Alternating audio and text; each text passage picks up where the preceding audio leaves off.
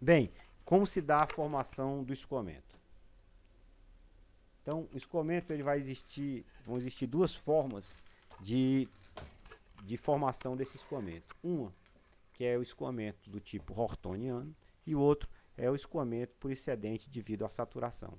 O escoamento mais comum aqui no Nordeste do Brasil, em boa parte do nosso país, é exatamente um escoamento do tipo hortoniano, e boa parte dos nossos modelos de simulação do escoamento vão representar o escoamento como sendo escoamento hortoniano.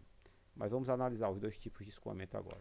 Então, o escoamento hortoniano é aquele que você vai ter a precipitação, uma parcela dessa água que precipitou infiltra, e vai existir um momento em que a intensidade de chuva será menor do que a taxa de infiltração, um momento então em que toda a água que precipita infiltra, e terá um momento em que a intensidade de chuva, esse solo vai saturando, e vai ter um momento então que a intensidade de chuva vai ser maior do que a taxa de infiltração. Nesse momento nós vamos ter um escoamento superficial na encosta, que é chamado de overland flow, né, que é esse escoamento aqui sobre a encosta. Esse escoamento sobre a encosta é o que caracteriza o escoamento do tipo hortoniano, tá certo? Que é esse escoamento superficial direto, que é o runoff, que vai alimentar aqui os rios, né?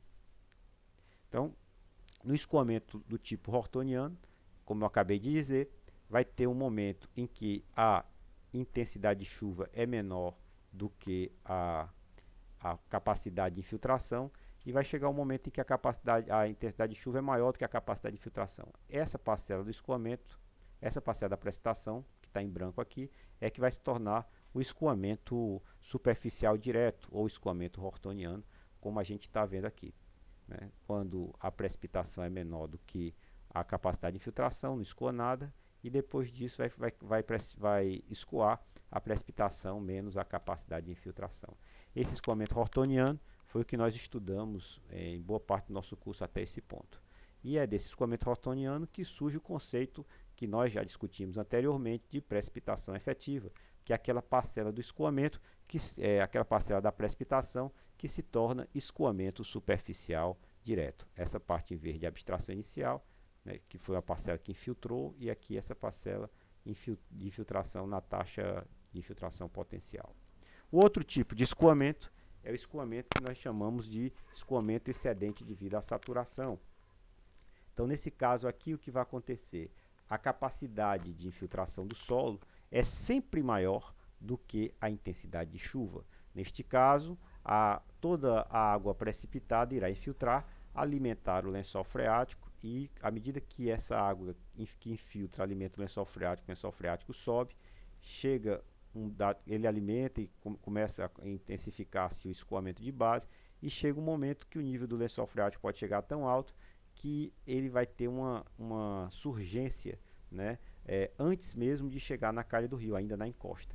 Então, nesse momento aqui, essa superfície do solo aqui vai ficar saturada, toda a precipitação que acontece nessa região então vai se tornar escoamento superficial, e ainda existirá uma parcela do escoamento subterrâneo que aflorará.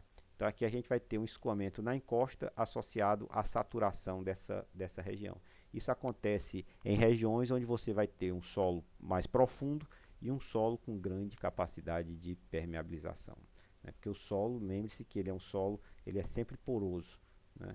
E aí, de novo, esse excedente por saturação, aqui o caso clássico do hortoniano, e aqui um caso de excedente por saturação, né? Mais uma figurinha sobre esse tema. Então, a gente vai ter aqui, basicamente, em clima mais árido, a gente vai ter o escoamento do tipo hortoniano, e em clima mais úmido e solo permeável, o tipo de escoamento por excedente de saturação, né? De novo, clima mais árido hortoniano, e o clima mais úmido vai ter excedente devido ao excedente por saturação.